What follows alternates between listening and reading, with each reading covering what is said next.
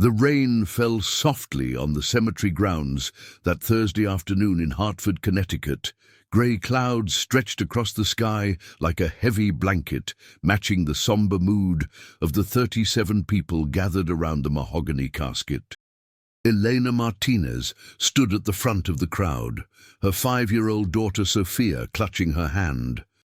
The black dress she wore was simple, purchased from a thrift store just 2 days ago because she couldn't afford anything else. Her dark hair was pulled back in a modest bun, and her eyes, red from countless nights of crying, remained fixed on the casket that held her husband of 7 years. Michael Harrison had been only 34 years old when the construction accident took his life, a falling beam at the renovation site downtown. The doctors said he didn't suffer, that it was instant. Elena wasn't sure if that was supposed to bring her comfort, but it didn't. The priest's words floated through the air, speaking of eternal rest and God's mercy, but Elena could barely hear them. All she could think about was how Michael had kissed her forehead that morning before leaving for work, how he'd promised to bring home pizza for dinner because Sophia had been begging for it all week. He never came home. Standing directly across from Eleanor on the other side of the casket was Margaret Harrison, Michael's mother, a woman of 62 with silver hair styled in an immaculate bob, wearing a designer black suit that probably cost more than Eleanor's entire wardrobe. Her face was a mask of controlled grief, but her eyes, whenever they landed on Eleanor, held something else entirely. Contempt. Margaret had never approved of her son's marriage to Elena. From the very first day Michael brought Elena home to meet his family, Margaret had made her feelings crystal clear. Elena was a waitress from a working-class family. Her parents had immigrated from Mexico when she was just a baby. She didn't have a college degree. She didn't come from money. She wasn't good enough for the Harrison family. The Harrison family, who had made their fortune in real estate development. The Harrison family, who lived in a sprawling estate in West Hartford. The Harrison family, who had expected Michael to marry someone from their social circle, not a girl he met while she was serving tables at a diner. But Michael had loved Elena. He had chosen her, and for that Margaret had never forgiven either of them. The priest concluded his prayers, and people began stepping forward to place roses on the casket. Elena felt Sophia tug at her hand. "Mummy, I want to give Daddy my flower."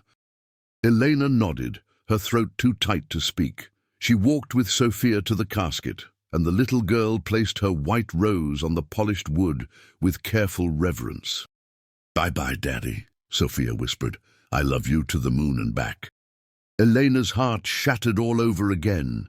She placed her own rose beside her daughter's and stood there for a moment, her hand resting on the cold surface of the casket. "I don't know how to do this without you," she whispered, so quietly that no one else could hear. "I'm so scared, Michael. I'm so scared." The other mourners began to disperse, heading toward their cars to drive to the Harrison estate for the reception. Elena felt a hand on her shoulder and turned to find her best friend, Carmen Rodriguez, standing beside her. Carmen had been Elena's rock through this nightmare. They'd known each other since high school, and Carmen had been the maid of honor at Elena and Michael's wedding.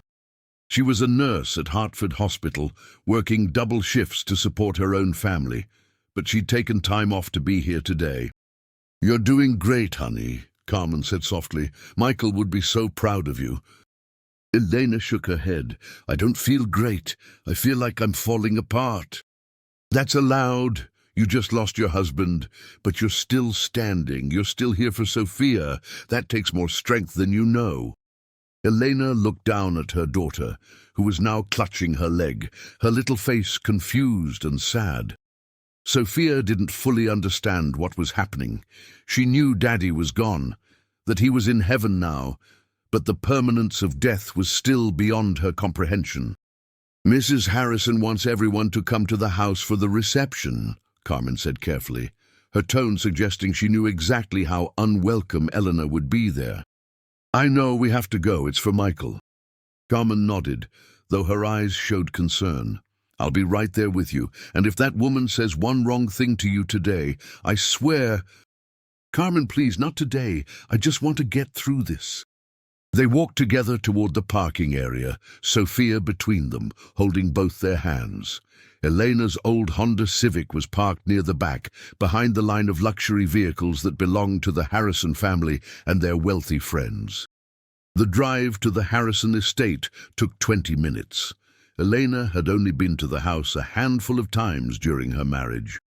Margaret had made it clear that Elena wasn't welcome there, and Michael, caught between his wife and his mother, had eventually stopped trying to force a relationship that would never exist.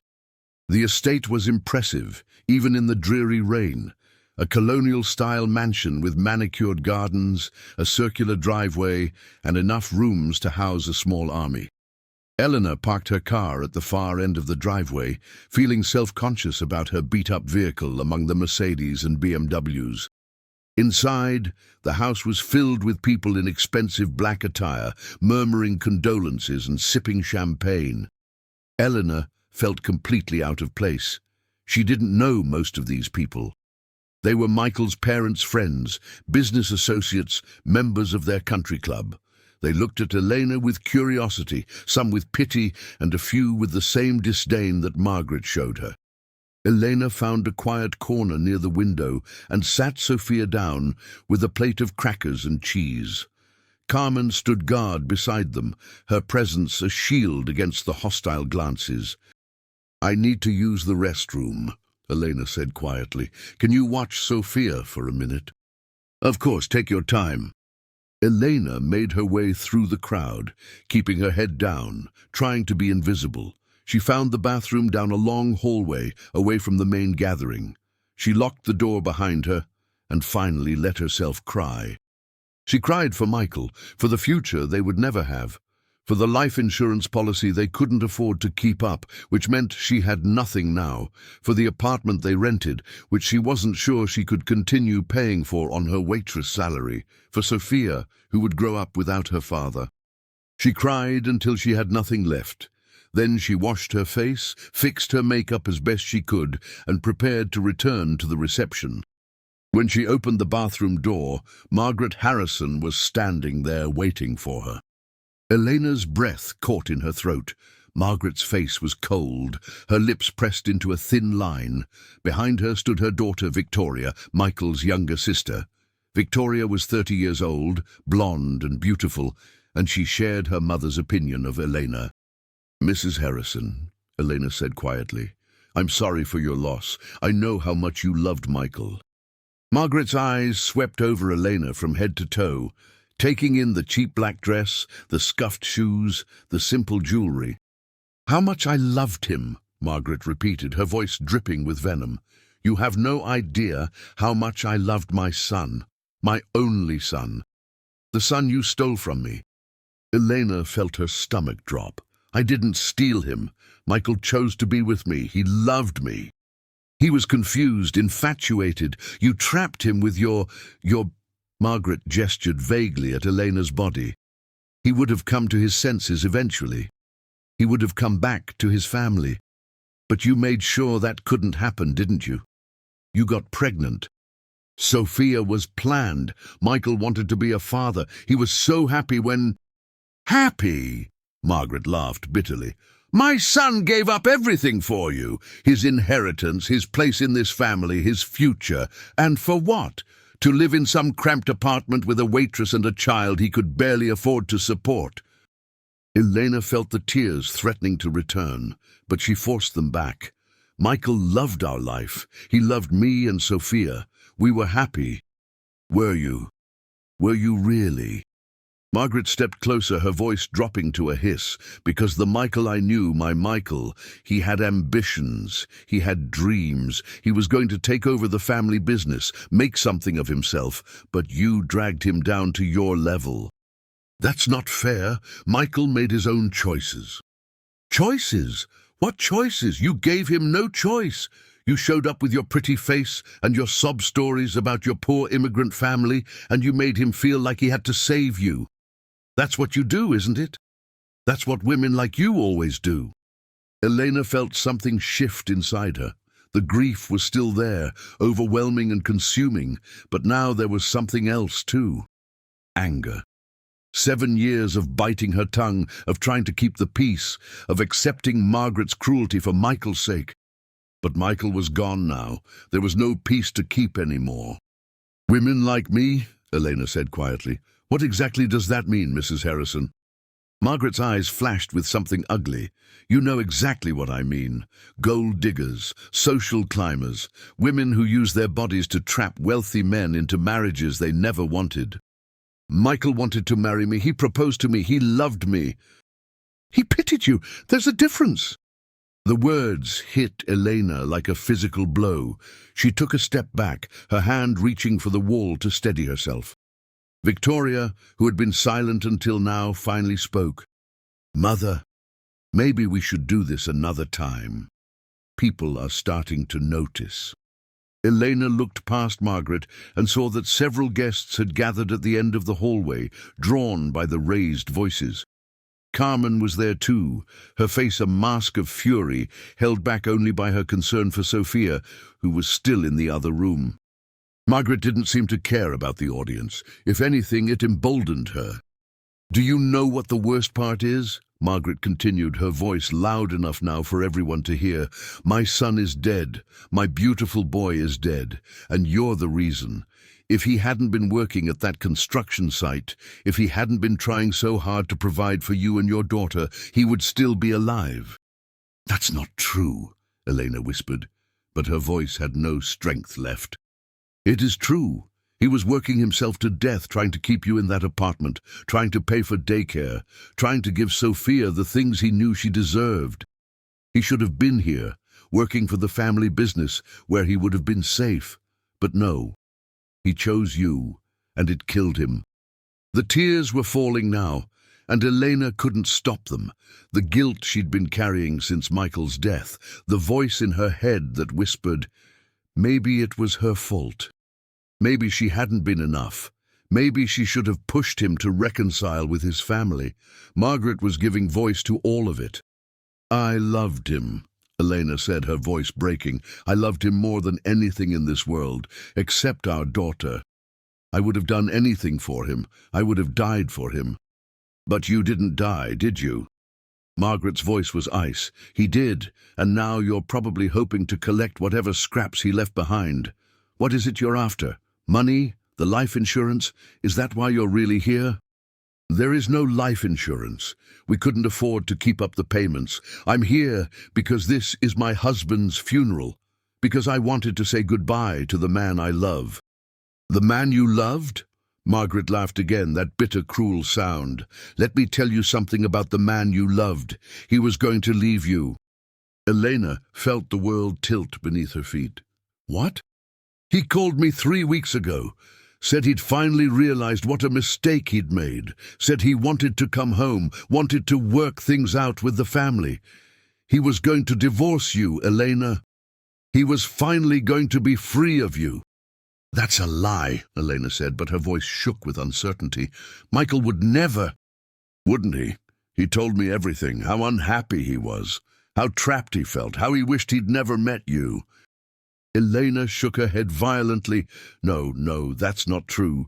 We were happy, we were planning—" She stopped herself, realizing she couldn't share what they'd been planning. The secret Michael had asked her to keep until they were ready to announce it. "Planning what? Another baby you couldn't afford? Another way to chain him to you forever?" "Stop it," Elena whispered. "Please, just stop." But Margaret wasn't finished. She looked at Elena's dress, at the simple black fabric that hung loosely on her thin frame, and her lip curled in disgust. "Look at you. You couldn't even dress properly for your own husband's funeral. You look like you raided a Goodwill donation bin. Is this the best you could do? Is this how you honor my son's memory?" "I couldn't afford—" "You couldn't afford anything, could you? That was always the problem. You brought nothing to this marriage except your needy, desperate self. And now here you are, still needing, still desperate, still taking from my family, even after you've taken everything that mattered." Something in Elena snapped. Maybe it was the exhaustion, maybe it was the grief, maybe it was the 7 years of swallowed words finally demanding to be spoken. "I brought love," Elena said, her voice suddenly steady. "I brought loyalty, I brought kindness. I gave your son a home full of warmth and laughter. I gave him a daughter who adored him. I gave him everything I had, everything I was. And if that wasn't enough for you, Mrs. Harrison, that's your problem, not mine." Margaret's face went white with rage. "How dare you speak to me that way? How dare you in my house on the day I buried my son?" "Your house? This isn't a home. This is a mausoleum. Michael told me what it was like growing up here. The coldness, the expectations, the way nothing he did was ever good enough for you. He left because he couldn't breathe here. He chose me because I let him be himself. And maybe that's what you can't forgive. Not that he married beneath him, but that he was happier with me than he ever was with you." The slap came so fast, Eleanor didn't have time to react. Margaret's palm connected with her cheek with a crack that echoed down the hallway. Eleanor stumbled backward, her hand flying to her stinging face. The gasps from the gathered crowd were audible now. Carmen started pushing through the people, murder in her eyes, but Victoria grabbed her arm. "Don't," Victoria hissed. "You'll only make it worse." Margaret wasn't done. She grabbed the collar of Elena's dress and pulled hard. The cheap fabric, already fragile, tore down the front, exposing Elena's simple white bra beneath. Elena cried out in shock and humiliation, trying to cover herself with her hands. The tears were streaming down her face now, her body shaking with sobs. "Get out," Margaret snarled. "Get out of my house. Get out of our lives. You don't belong here. You never did." "Mom!" Victoria's voice was sharp with alarm. Even she seemed shocked by how far Margaret had gone. But Margaret ignored her daughter. She was staring at Elena with pure hatred, years of resentment finally unleashed. Elena stood there, clutching the torn fabric of her dress, her dignity in shreds along with her clothes. The crowd of mourners stared at her, some with pity, some with second-hand embarrassment, and a few with that same ugly satisfaction that Margaret displayed. "Mommy?" The small voice cut through the chaos like a knife. Elena turned to see Sophia standing at the edge of the crowd, her little face twisted with confusion and fear. Carmen was beside her now, one hand on the child's shoulder, the other reaching for Elena. "Mommy, why is that lady yelling at you? Why is your dress broken?" Elena's heart broke for the 1,000th time that week. She knelt down, pulling Sophia into her arms, using her daughter's body to shield herself from the staring eyes. "It's okay, baby, it's okay. We're going home now." "But I want to stay. I want to look at Daddy's pictures." "We can't stay, sweetheart. We have to go." Elena stood up, keeping Sophia in her arms, and started walking toward the door. Carmen fell into step beside her, pulling off her cardigan and draping it around Elena's shoulders. "Don't you walk away from me," Margaret called after her. "We're not finished." Elena stopped. She turned slowly, her daughter still clutched to her chest, Carmen's cardigan barely covering her torn dress. Her cheek was red from the slap, her eyes swollen from crying, her hair coming loose from its bun. She had never felt more vulnerable in her life. But when she spoke, her voice was calm, eerily calm. "Yes, we are, Mrs. Harrison. We're finished. Michael is gone, and there's nothing connecting us anymore. You'll never have to see me again. You'll never have to acknowledge that your son loved someone you considered beneath him. You can rewrite history however you want, but I'll know the truth. And so will Sophia. She'll know that her father was a good man who loved us. That's all that matters now." She turned and walked out of the house, out of the Harrison family's world, with her daughter in her arms and her best friend at her side. The rain had stopped by the time they reached Elena's car. Carmen helped her get Sophia buckled into the car seat, then climbed into the passenger seat while Elena slid behind the wheel. For a long moment, Elena just sat there, her hands gripping the steering wheel, staring at the Harrison mansion through the windshield. I'm so sorry, Carmen said quietly. I should have stopped her. I should have... It's not your fault. None of this is your fault. That woman is a monster. What she said to you, what she did, Elena, that was assault. You could press charges. Elena shook her head. What good would that do? She has money, connections. I'm a nobody. It would be my word against hers, and we both know how that would end. But she can't get away with this. She's been getting away with it for 7 years. What's one more day? Carmen fell silent, recognizing the defeat in her friend's voice. Elena started the car and pulled out of the driveway. As they drove away from the estate, Sophia's voice piped up from the back seat. "Mommy, is the mean lady going to be nice now?" Elena caught her daughter's eyes in the rearview mirror. "I don't know, baby. Maybe someday. Daddy said she was just sad. He said she didn't know how to show love the right way." Elena felt the tears threatening again. That was so like Michael, always trying to see the best in people, even his cold, cruel mother. "Your daddy was a very kind man," Elena said softly, "the kindest man I ever knew." "I miss him, Mommy."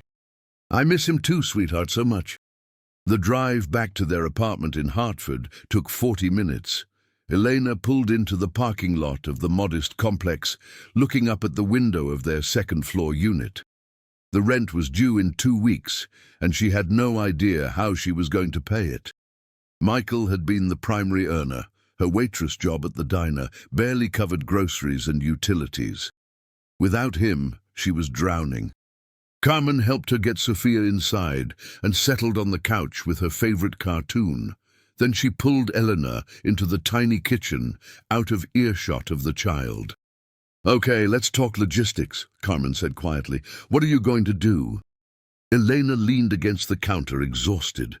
"I don't know. I have to work tomorrow. They gave me 3 days off for the funeral, but I can't afford to take any more time."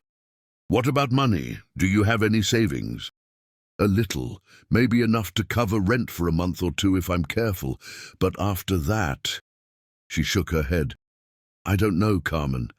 I don't know how I'm going to survive this." "What about the apartment? Can you break the lease, move somewhere cheaper?"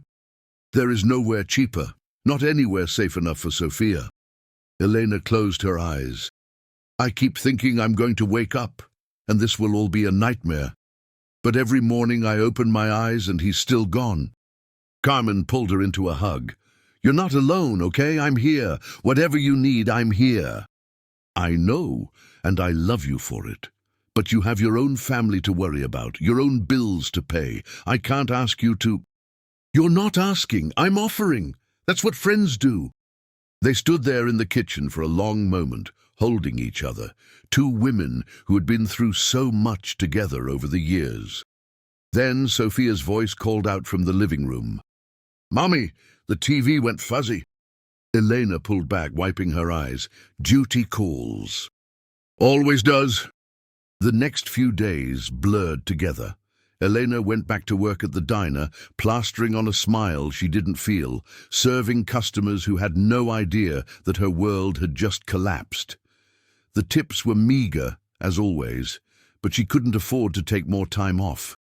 Sophia went back to daycare, though Elena had no idea how she was going to keep paying for it. The center had been understanding about the situation, giving her a 2-week grace period on payment, but that grace would run out eventually. At night, after Sophia was asleep, Elena would sit in the apartment and try to make the numbers work. She'd stare at her bank account, at the stack of bills on the counter, at the calendar with the rent due date circled in red. No matter how many times she did the math, the answer was always the same. She was going to lose everything. On the 5th day after the funeral, Elena came home from work to find an envelope slipped under her door. It was thick, official-looking, with the letterhead of a law firm she didn't recognize. Henderson, Blake, and Associates. Her hands trembled as she opened it. Inside was a letter addressed to her, along with several documents covered in legal language she didn't understand. The letter began. "Dear Mrs. Elena Harrison, We are writing to inform you of matters pertaining to the estate of Mr. Michael Thomas Harrison. As the firm handling the execution of Mr. Harrison's last will and testament, we request your presence at our office at your earliest convenience to discuss the distribution of assets. Please contact our office to schedule an appointment. Time is of the essence in these matters. Elena read the letter 3 times, trying to make sense of it. Michael had a will. She didn't know anything about a will. They had talked about getting one, like responsible adults, but they'd never actually done it. Or so she thought. And what assets? Michael didn't have any assets. He'd been cut off from his family's money when he married Elena. They lived paycheck to paycheck, just like everyone else in their income bracket. There was nothing to distribute. Unless... No, that couldn't be it. Margaret had said herself that Michael was going to leave Elena, that he wanted nothing to do with her anymore. Why would he leave her anything in a will? Unless Margaret was lying. Elena's heart began to beat faster. She reached for her phone and dialed the number on the letterhead. Henderson, Blake and Associates, how may I direct your call? Yes, hi. My name is Elena Harrison. I received a letter about my husband's estate, Michael Harrison. I'd like to schedule an appointment. Of course, Mrs. Harrison. Let me check Mr. Henderson's calendar. Would tomorrow at 2 o'clock work for you? Tomorrow. Elena mentally calculated her work schedule. She could ask someone to cover her shift. This seemed important enough to justify it. Yes, that works. Excellent. We'll see you then. And Mrs. Harrison, please bring identification and your marriage certificate if you have it. I will, thank you. She hung up the phone and stood in the middle of her tiny living room, her mind racing. What could Michael possibly have left her, and why had he never told her about it? The next day, Elena dropped Sophia off at daycare and drove downtown to the law offices of Henderson, Blake and Associates. The building was intimidating, all glass and steel, towering over the streets of Hartford's financial district. Elena felt out of place in her simple blouse and worn jeans, surrounded by people in expensive suits carrying leather briefcases. The receptionist directed her to the 15th floor, where a young paralegal met her and escorted her to a conference room with floor-to-ceiling windows overlooking the city. Mr. Henderson will be with you shortly. Can I get you anything? Coffee? Water? Water would be nice, thank you. Elena sat alone in the conference room, clutching her purse, trying to calm her racing heart. The door opened, and a man in his 60s entered, carrying a thick file folder. He had silver hair, kind eyes, and a warm smile that immediately put Elena somewhat at ease. Mrs. Harrison, I'm Robert Henderson. Thank you for coming in so quickly. Of course, I have to admit I'm very confused. I didn't know Michael had a will. Mr. Henderson settled into the chair across from her and opened the file. He did, yes. He came to see me about 6 months ago. Drew up the documents himself, actually. He had a law degree, as I'm sure you know. I just reviewed everything and witnessed the signatures. Michael had a law degree? Mr. Henderson looked up, surprised. You didn't know? Elena shook her head slowly. He told me he dropped out of college. His mother always said... She trailed off, a cold feeling settling in her stomach. How much had Michael kept from her, and why? He graduated from Yale Law School, Mr. Henderson said gently. Top of his class. He worked here at this firm for 2 years before he changed direction. I was his mentor, actually. One of the brightest young minds I ever encountered. Elena felt like she was learning about a stranger. The Michael she knew was a construction worker, a loving husband, a devoted father. He'd never mentioned law school, never mentioned working at a prestigious firm, never mentioned any of this. I don't understand, she said quietly. Why would he keep this from me? That's not for me to speculate on, Mrs. Harrison. What I can tell you is what's in this will. Mr. Henderson pulled out a document and slid it across the table. Michael came to me because he wanted to make sure you and your daughter were protected. He knew his family's feelings about you. He knew that if anything happened to him, they would try to cut you out of everything. So he took steps to prevent that? But what steps? He didn't have any money. We barely made ends meet. Mr. Henderson smiled, a knowing sort of smile. That's not entirely accurate, Mrs. Harrison. Michael did have money. Quite a lot of it, actually. Elena stared at him. What? When Michael's grandfather passed away 15 years ago, he left a trust fund in Michael's name. The terms of the trust stipulated that Michael couldn't access the principal until he turned 35. But he received quarterly interest payments, which accumulated in a separate account. Michael never touched that money. He let it grow. How much money are we talking about? Mr. Henderson looked down at the documents. The trust fund principal, which Michael gained full access to on his 35th birthday 6 months ago, is valued at approximately $4.7 million. Elena felt the blood drain from her face. I'm sorry, did you say $4.7 million? Yes. And the accumulated interest payments total another $600,000. In addition, Michael owned shares in Harrison Real Estate Development, which he inherited from his grandfather separately from the trust. Those shares are currently valued at approximately $2.3 million. Elena couldn't breathe. The room was spinning. This couldn't be real. This had to be some kind of mistake. That's almost $8 million, she whispered.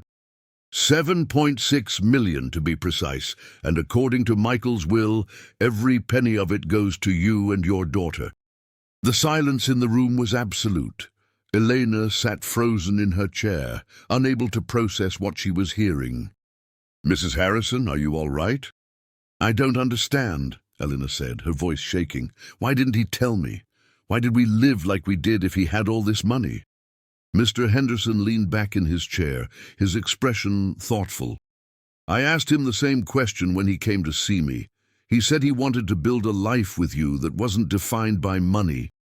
He'd seen what wealth did to his family, how it warped their values, how it became the only thing that mattered. He didn't want that for you. He didn't want that for Sophia. But we struggled. Every month we struggled to pay the bills. We couldn't afford... Eleanor stopped, a memory surfacing. The life insurance. They'd let the policy lapse because they couldn't afford the premiums. Had Michael done that deliberately to maintain the illusion of poverty? He was planning to tell you, Mr. Henderson said gently. That's why he came to see me 6 months ago, when he gained access to the trust. He wanted to get his affairs in order first, make sure everything was legally protected, and then he was going to have a conversation with you. He wanted to surprise you. He said something about buying a house, a real house with a yard where Sophia could play. The tears started falling before Elena could stop them. She remembered now. Michael had been acting strange the past few months. Secretive. He'd been spending time on his computer, looking at websites he'd quickly close when she walked in. She'd worried he was having an affair, but he'd been looking at houses.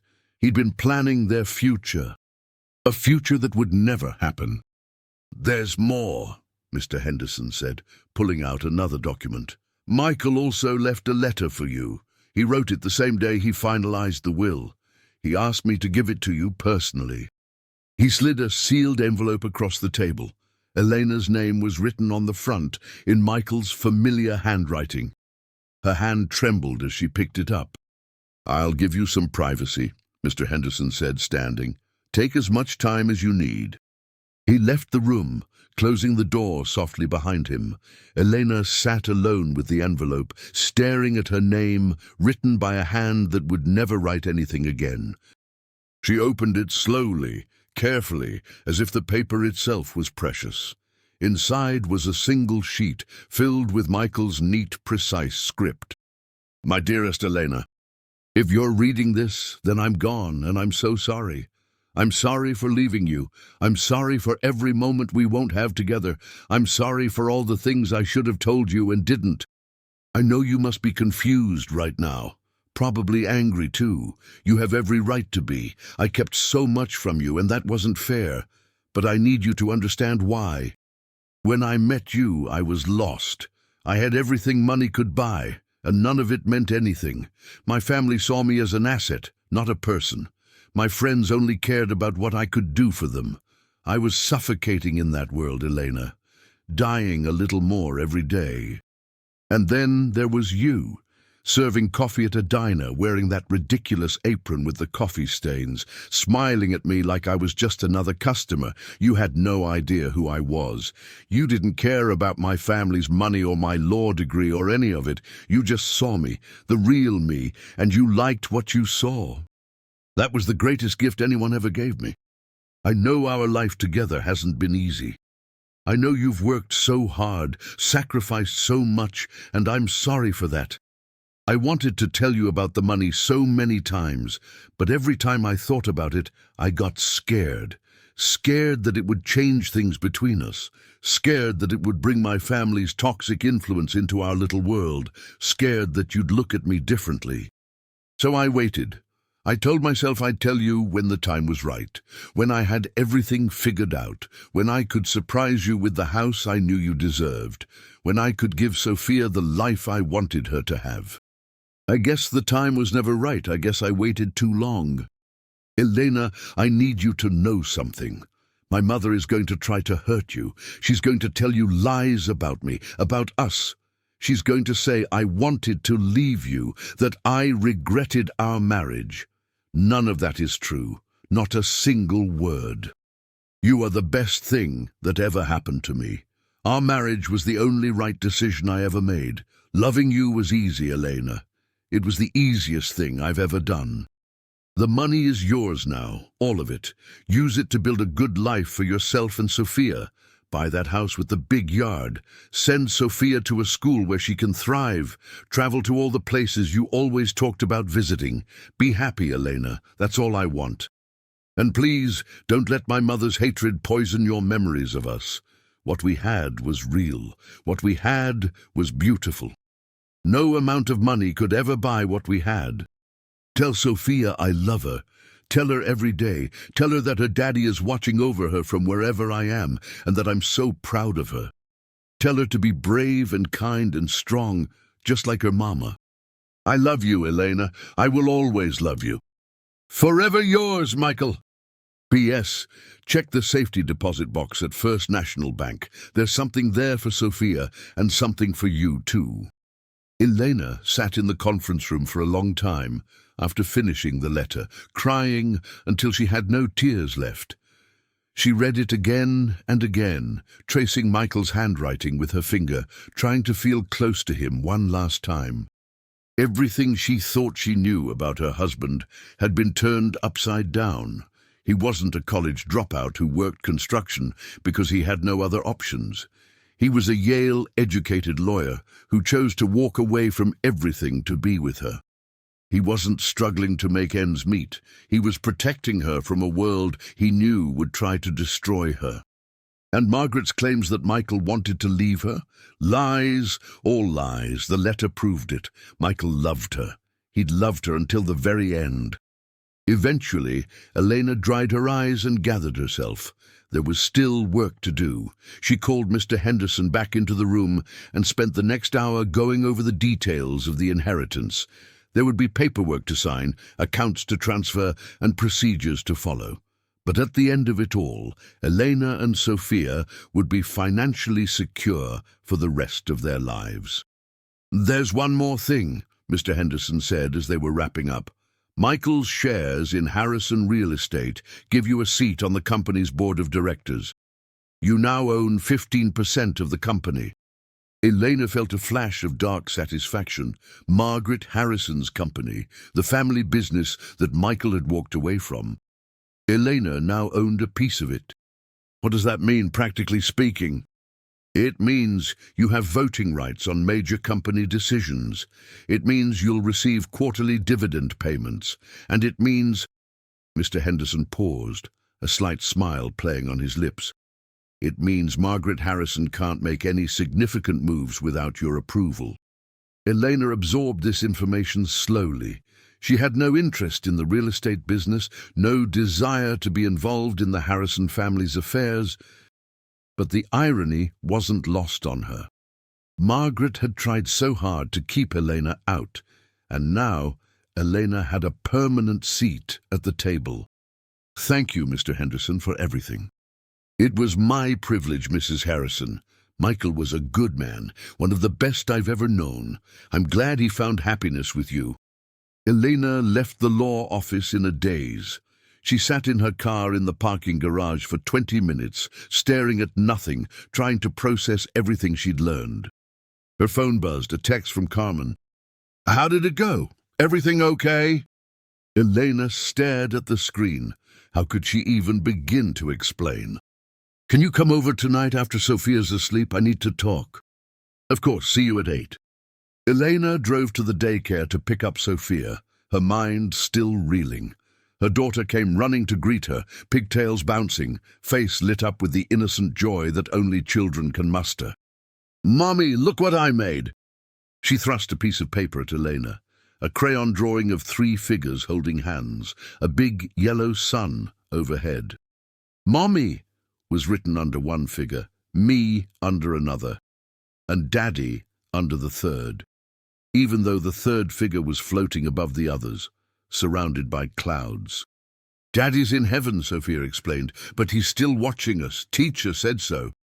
Elena pulled her daughter into a fierce hug, breathing in the scent of crayon wax and playground dirt. "That's right, baby. Daddy's watching over us, and he loves us so much." That night, after Sophia was in bed, Carmen arrived with a bottle of wine and an expectant expression. "Okay, spill. What happened at the lawyer's office?" Elena poured them each a glass of wine and sat down on the couch. She took a deep breath. "Michael left us money." "Money? What do you mean? I thought you guys didn't have any savings."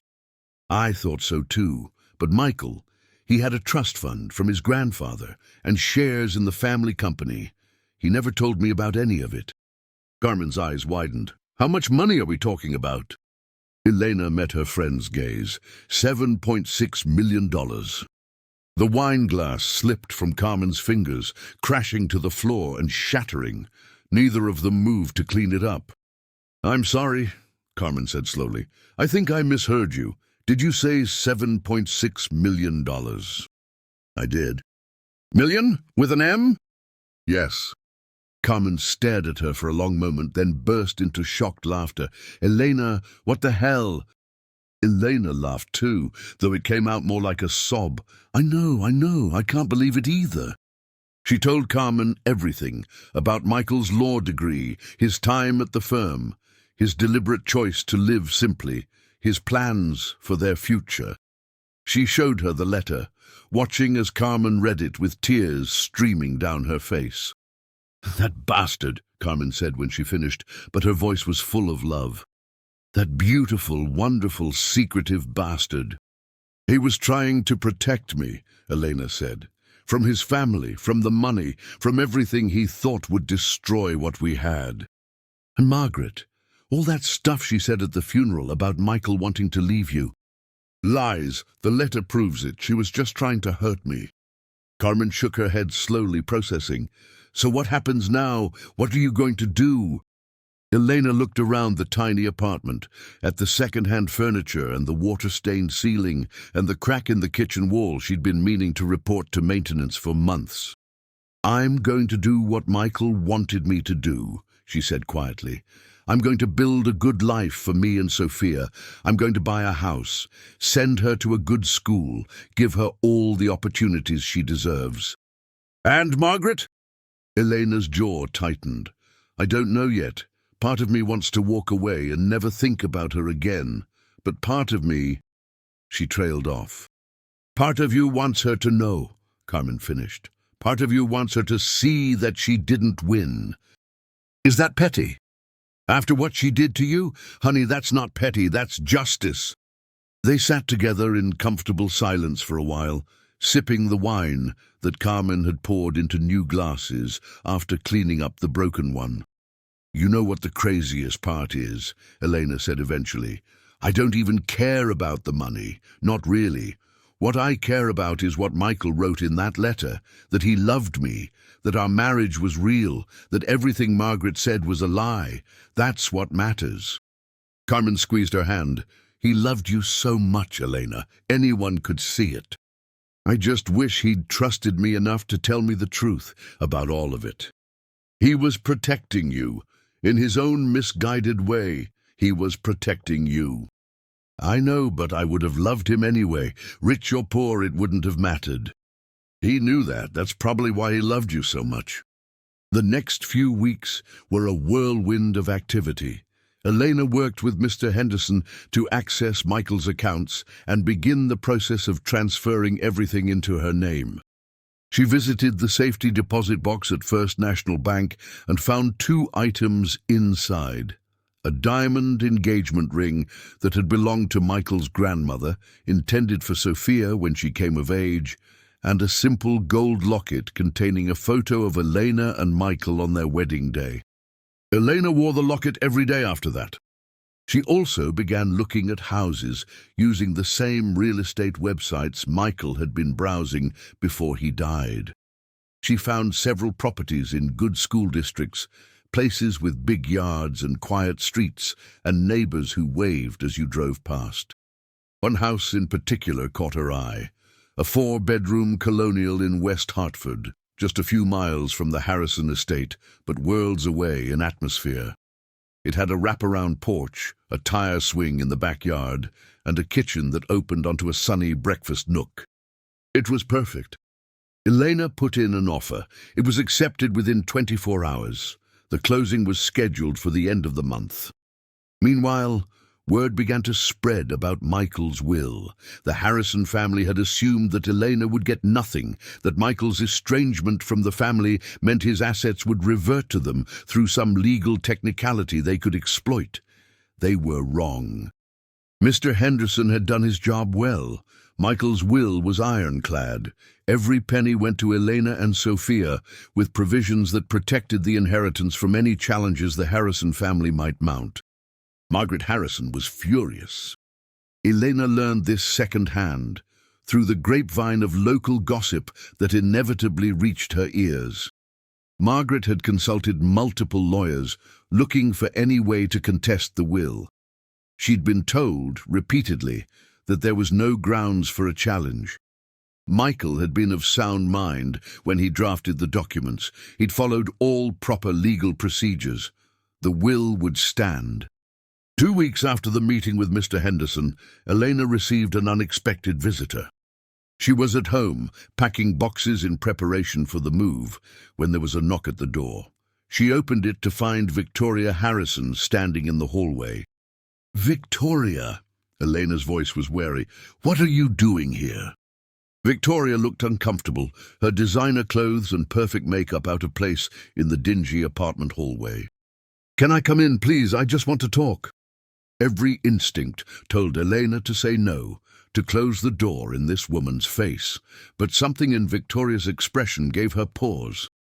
She looked tired, uncertain. Nothing like the cold, confident woman who had stood beside Margaret at the funeral. "5 minutes," Elena said, stepping aside. Victoria entered the apartment, her eyes taking in the small space, the stacked boxes, the evidence of a life in transition. "I heard you're moving," she said, "to West Hartford." "News travels fast." "In our circles, yes." Victoria turned to face Elena. "I came to apologize for what happened at the funeral. What my mother did was inexcusable." Elena studied her carefully. "Did Margaret send you here?" "God, no. She doesn't know I'm here. She'd be furious if she did." Victoria ran a hand through her perfect blonde hair. "She's been on a rampage ever since she found out about the will. Talking about lawsuits, about challenging the documents, about making your life miserable. I've never seen her so vindictive." "Unhinged." Victoria let out a breath. "I know you have no reason to believe me. I haven't exactly been kind to you over the years. But I need you to know that I'm not like her. Not really. I was young when Michael left, and my mother filled my head with so much poison about you. I believed her because it was easier than questioning her." And now? Now I've seen who she really is, what she's capable of. Victoria's eyes met Elena's. What she did to you at the funeral, ripping your dress, hitting you, saying those horrible things in front of everyone. I was ashamed to be her daughter that day. Elena felt some of the tension leave her body. She gestured toward the couch. Do you want to sit down? They sat across from each other, two women who had been on opposite sides of a family war they never asked to fight. Can I ask you something? Victoria said. Sure. Did you know about Michael's money? Elena shook her head. I had no idea. He never told me about any of it. The trust fund, the law degree, any of it. I thought I knew everything about him, but... She trailed off, the familiar ache of loss rising in her chest. That sounds like Michael, Victoria said softly. He was always so private. Even when we were kids, he kept things to himself. Our mother used to say he was an old soul. Tell me about him, Elena said impulsively. About what he was like growing up. He didn't talk about his childhood much. Victoria looked surprised by the request, but she nodded slowly. He was a good big brother, protective. He used to sneak me extra dessert when our mother wasn't looking, teach me how to climb trees, tell me stories at night when I was scared. He made that cold house feel a little warmer. Elena felt tears prick her eyes. That was the Michael she knew, the man who made everything feel warmer. He changed when he went to college, Victoria continued. He got quieter, more distant. He and my mother started fighting all the time about his future, about his responsibilities to the family. She wanted him to take over the business, to be the Harrison heir she'd always imagined. He wanted something else. What did he want? I don't think he knew at first. He just knew it wasn't what she wanted for him. So he went to law school, which she approved of, and then he came home and started working at Dad's friend's law firm. But he was miserable. You could see it in his eyes, this emptiness, like he was just going through the motions. And then? Victoria smiled faintly. And then he met you, at that diner downtown. He came home that night and he was different, lighter, more alive than I'd seen him in years. He said he'd met someone who made him want to be better. Elena pressed her hand to her chest, feeling Michael's locket beneath her shirt. My mother was furious when she found out about you, Victoria said. A waitress, she kept saying, like it was the worst insult she could think of. She tried everything to break you up, offered Michael money to leave you, threatened to cut him off. Nothing worked. He just kept choosing you over and over. She told me he was going to divorce me, that he'd called her, said he wanted to come home. Victoria shook her head firmly. That was a lie. Michael hadn't spoken to her in months. He'd changed his phone number, stopped responding to her letters. He was done with her. The only Harrison he still talked to was me, and even that was only occasional. He said... She hesitated. He said he wanted Sophia to know she had an aunt, if I ever got my act together. He said that? Something like that. He never really trusted me, and I don't blame him. I sided with my mother too many times. Why are you telling me all this? Victoria was quiet for a moment, because I don't want to be like her. My whole life I've done what she expected, been who she wanted me to be. And where has it gotten me? I'm 30 years old. I've never had a real relationship. I have no friends who actually like me for me. And my brother is dead. My brother is dead, and I barely knew him because I let our mother drive him away. Her voice cracked on the last words, and Elena saw real grief there, real regret. I'm not asking for your forgiveness, Victoria said, composing herself. I'm just asking for a chance, to be better, to know Sophia if you'll let me. She's the only family I have left that's worth anything. Elena considered this carefully. Sophia had been asking about her father's family, wondering why she didn't have grandparents and aunts and uncles like the other kids at daycare.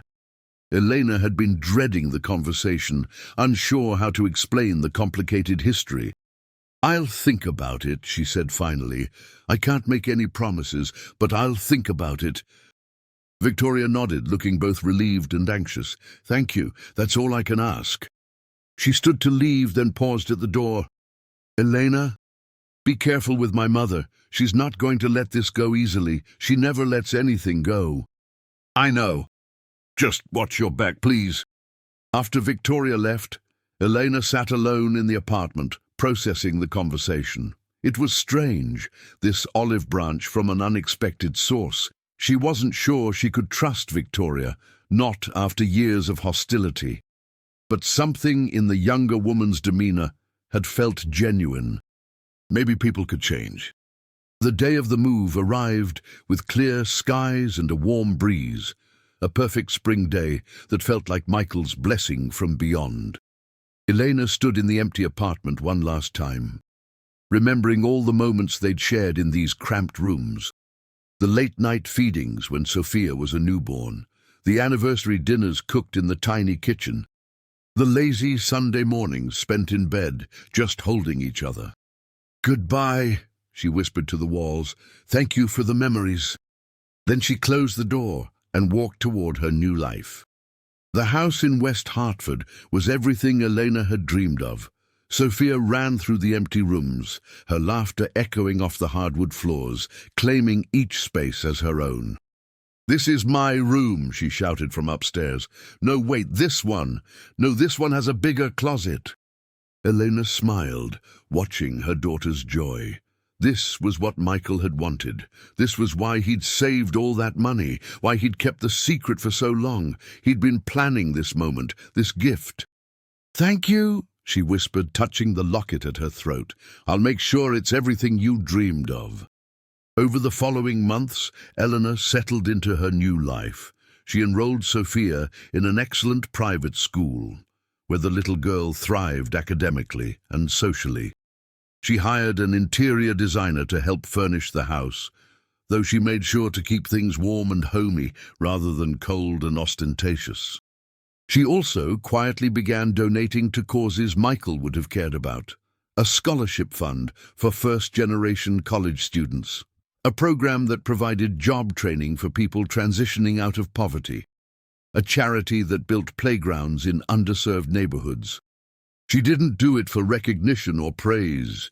She did it because it felt right, because it's what Michael would have done. Her relationship with Victoria grew cautiously. They started meeting for coffee, then lunch, then the occasional dinner. Victoria proved to be good company when she wasn't under her mother's influence, funny and self-deprecating and surprisingly kind. She adored Sophia, spoiling her niece with presents that Elena had to ask her to dial back. "You're going to turn her into a brat," Elena warned. "Too late," Victoria laughed. "Have you seen how she demands extra sprinkles on her ice cream? That kid was born a diva." They didn't talk about Margaret much. It was an unspoken agreement between them, a line neither wanted to cross. But Elena knew, from occasional comments Victoria let slip, that Margaret's obsession with the Elena problem had only intensified.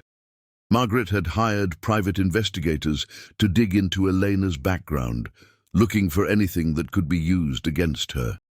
She'd contacted every media outlet she had connections with, trying to plant stories about the gold-digger widow who'd stolen her son's fortune. She'd even attempted to have Elena declared an unfit mother, a move so absurd that the social worker who investigated had apologized to Elena for wasting her time. Nothing worked. Elena's past was unremarkable. Her finances were legitimate. Her mothering was exemplary. There was nothing to find, no scandal to exploit, no weakness to attack. This only made Margaret angrier. The confrontation Elena had been dreading came 6 months after the move. She was at the grocery store, of all places, doing her weekly shopping with Sophia in tow. They were in the produce section, Sophia helping to pick out apples, when a familiar voice cut through the ambient noise. "Well, well, if it isn't Hartford's favorite rags-to-riches story." Elena turned to find Margaret Harrison standing behind her, impeccably dressed in a cream-colored suit, her silver hair gleaming under the fluorescent lights. "Mrs. Harrison," Eleanor kept her voice calm, "how are you?" "How am I?" Margaret's laugh was sharp. "Let me see, my only son is dead. His fortune went to a woman who doesn't deserve a penny of it." My company is now partially owned by someone who has no business being involved. How do you think I am?" Sophia tugged at Elena's hand, her little face confused. "Mommy, who's this lady?" Before Elena could respond, Margaret looked down at the child with an expression that made Elena's blood run cold. "I'm your grandmother," Margaret said sweetly. "Your daddy was my son. Did your mommy ever tell you about me?" Sophia looked at Elena uncertainly. "Mommy, is this the sad lady you told me about? The one who doesn't know how to show love?" Elena felt a small surge of pride at her daughter's memory, even as she saw Margaret's face tighten with fury. "Why don't you go look at the cookies, baby?" Eleanor said, pointing to a nearby aisle. "Pick out whichever ones you want. I'll be right there." Sophia scampered off, leaving Elena alone with Margaret. "That's how you talk about me to my granddaughter," Margaret hissed. "A sad lady who doesn't know how to show love?" "It's the truth, and she's not your granddaughter, not in any way that matters. She has Harrison blood. She's the only grandchild I'll ever have now that Michael is gone. I have rights." "You have no rights. You gave up any rights when you attacked me at my husband's funeral, when you tried to have me declared an unfit mother, when you spent months trying to destroy my life. I was protecting my family's interests. You were being cruel. There's a difference." Margaret stepped closer, her voice dropping to a venomous whisper. "You think you've won, don't you?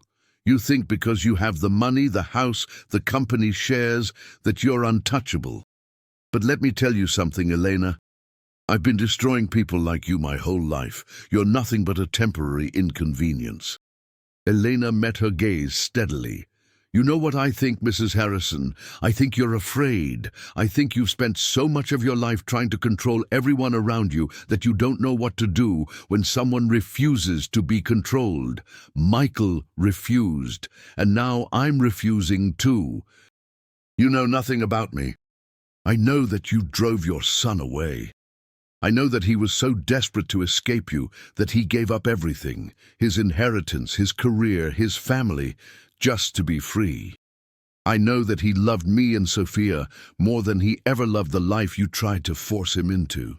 And I know that no matter what you do, you can't change any of that. He chose us. He always chose us." Margaret's face contorted with rage. "He was a fool. He threw away everything for a pretty face and a sob story. And look where it got him.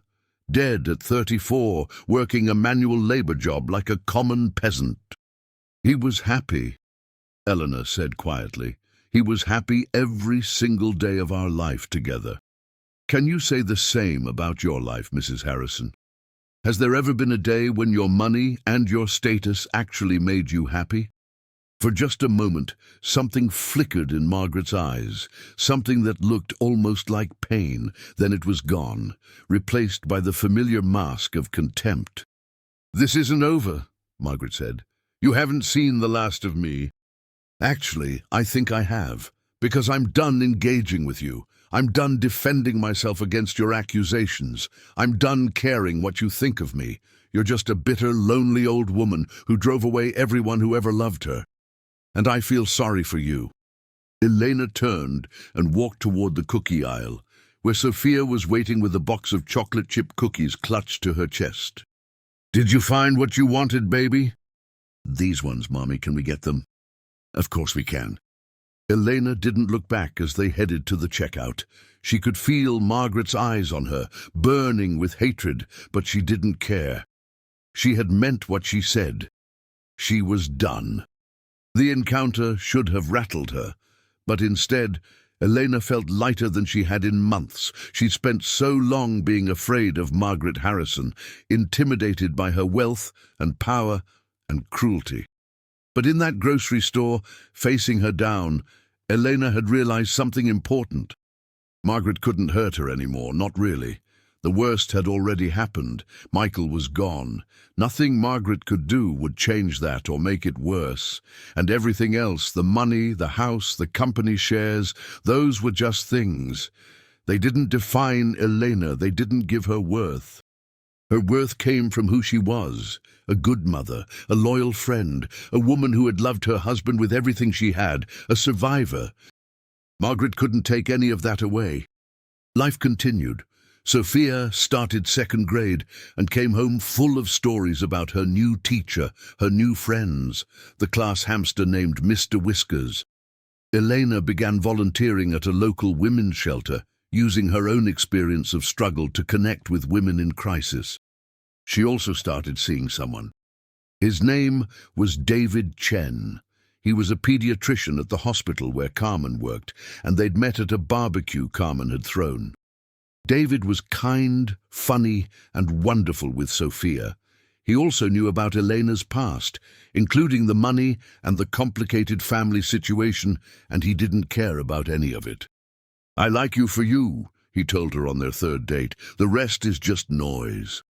Elena wasn't ready for anything serious, not yet. The wound of losing Michael was still too fresh, but David understood, and he was willing to take things slow. "I'm not going anywhere," he said, "whenever you're ready." A year after Michael's death, Elena received an unexpected phone call. "Mrs. Harrison, this is Robert Henderson." "Mr. Henderson, is everything okay?" "Everything is fine.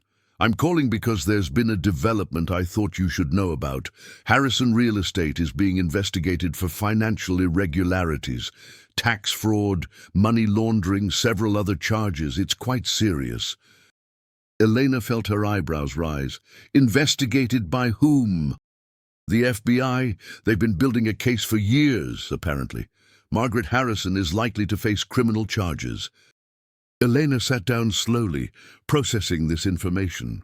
"What does this mean for my shares?" "It's complicated. The investigation may affect the company's value, at least temporarily, but your shares are personal property not connected to any of the alleged crimes. You should be protected." "And Victoria? She works for the company." "Victoria has been cooperating with investigators. From what I understand, she's been providing testimony against her mother.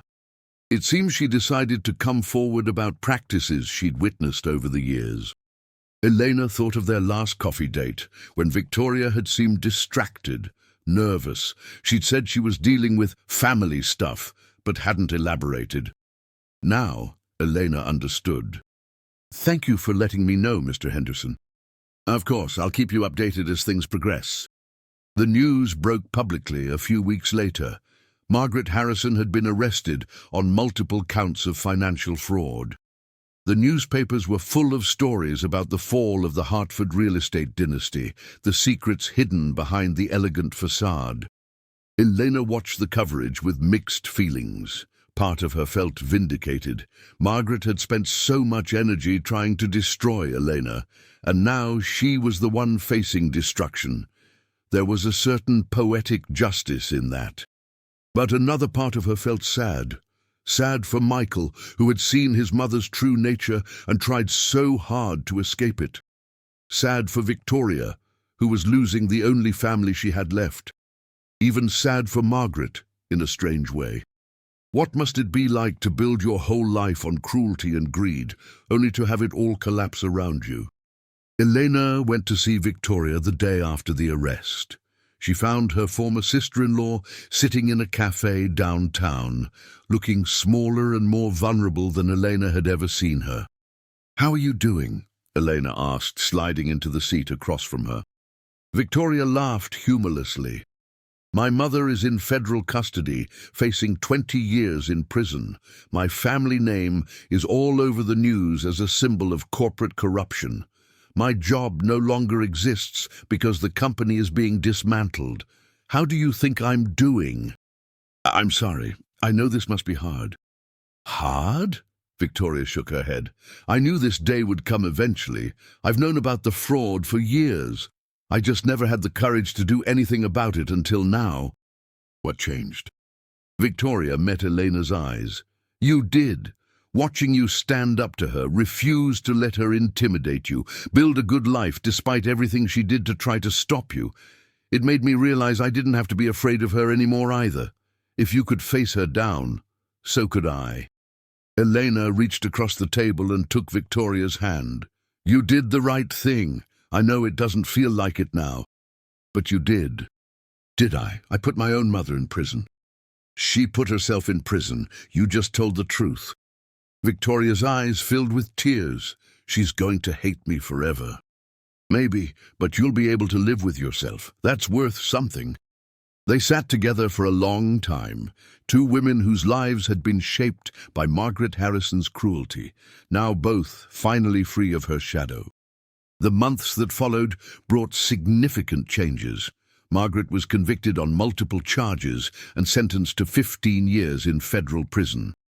Harrison Real Estate was dissolved, its assets sold off to pay fines and settlements. Victoria used her share of the liquidation to start a new life in Boston, far from the memories and scandal of Hartford. Elena saw her off at the train station, Sophia by her side.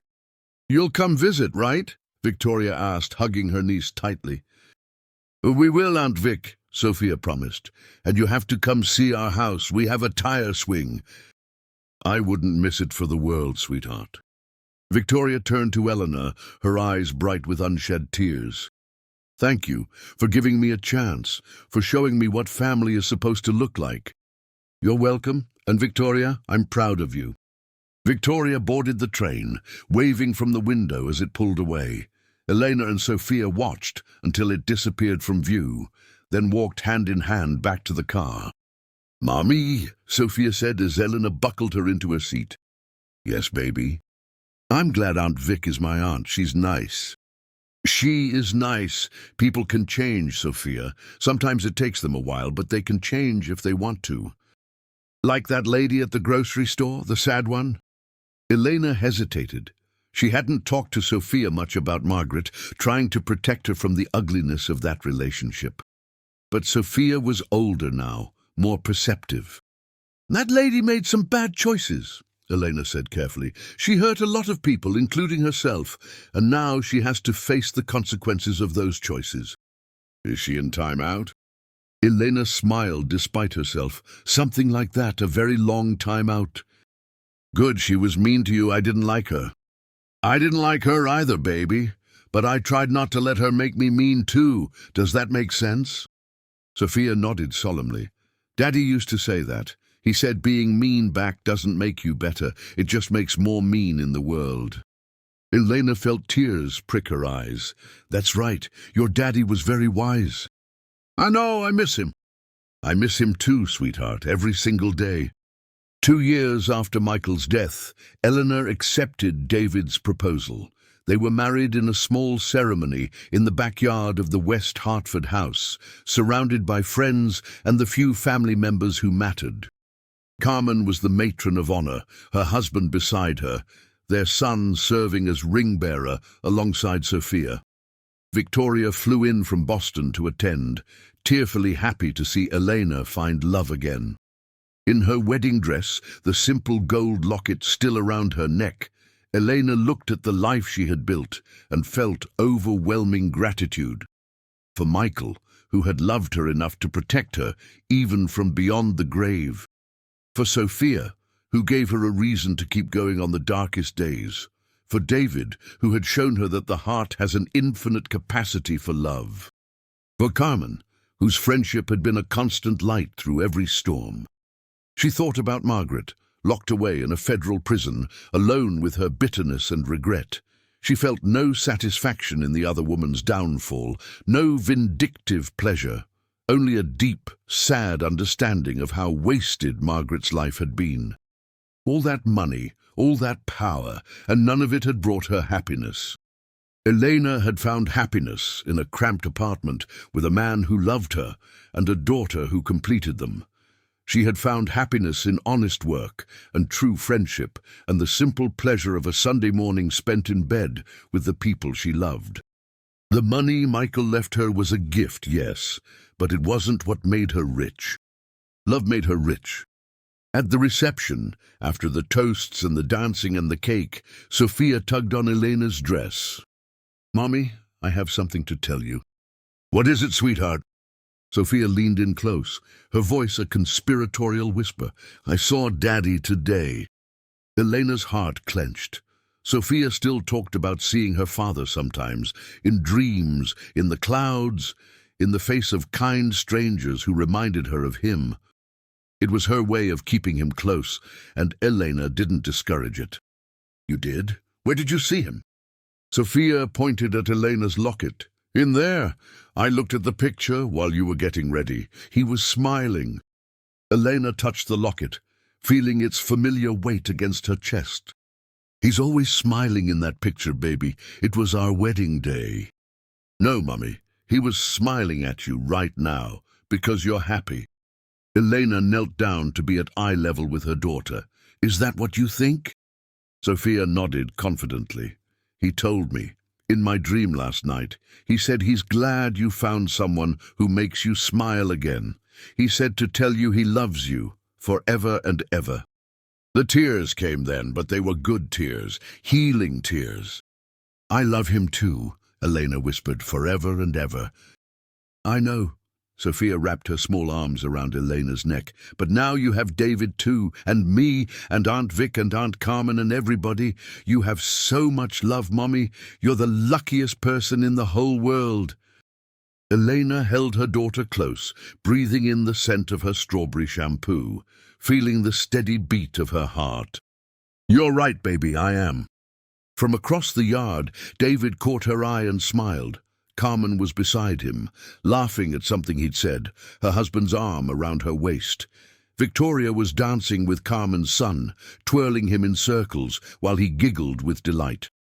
These were her people, her family, not bound by blood or money or social status, but by something much stronger. Love. Elena stood up, took Sophia's hand, and walked toward them. The sun was setting behind the trees, painting the sky in shades of pink and gold, and the air was filled with music and laughter. It wasn't the life she had planned. It wasn't the future she had imagined when she married Michael in that little courthouse downtown, both of them wearing clothes from the clearance rack, not a penny to their names, but so full of hope. But it was a good life, a beautiful life. A life built on the foundation Michael had given her, yes, but also on her own strength, her own courage, her own refusal to let hatred and cruelty define her. Margaret Harrison had tried to break her, had tried to shame her, ruin her, take away everything she had. But you can't break someone who knows their own worth. You can't destroy someone who has love on their side. Elena had survived. She had thrived. And she had proven in the end that the greatest inheritance Michael left her wasn't money at all. It was the knowledge that she was enough, that she had always been enough. And that no one, not Margaret Harrison, not anyone, could ever take that away from her. Years later, when Sophia was grown and had children of her own, she would tell them stories about their grandfather. About the kind man who gave up everything for love, who worked with his hands and came home smelling of sawdust and fresh air, who told the best bedtime stories and made the world's greatest pancakes. She would show them the locket, still worn by Elena, that held his picture. She would tell them about the grandmother who tried to destroy her mother, and about how her mother had stood tall through it all, never letting bitterness poison her heart. "Your grandma Elena is the strongest person I've ever known," Sophia would say. "She taught me that we don't get to choose what happens to us, but we get to choose how we respond. She chose love. Every single time, she chose love." And the children would look at Elena, silver-haired now, but still beautiful, still wearing that simple gold locket, and they would understand.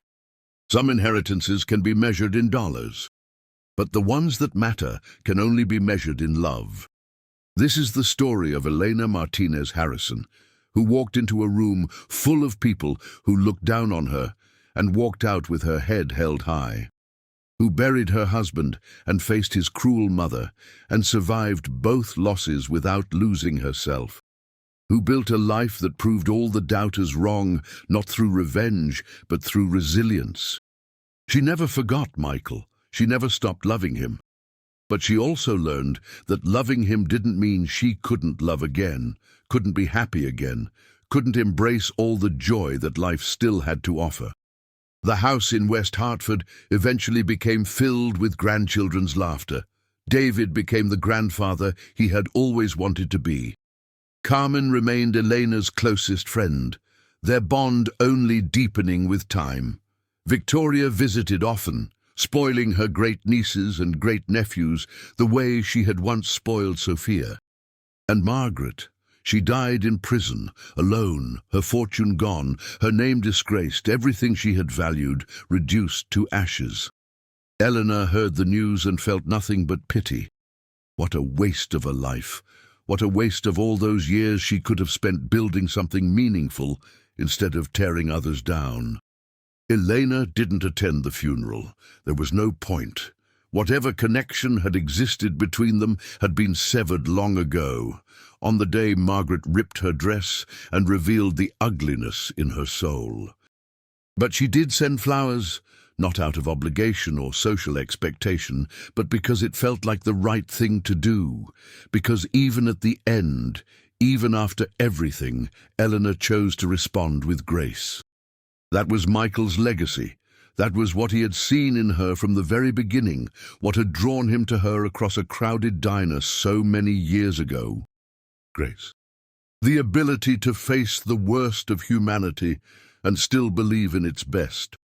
The strength to be hurt without becoming hurtful. The wisdom to know that the way we respond to cruelty defines us far more than the cruelty itself. Elena lived to be 93 years old. She died peacefully, surrounded by her children and grandchildren and great-grandchildren, the locket still around her neck, the photograph of her first wedding day still pressed against her heart.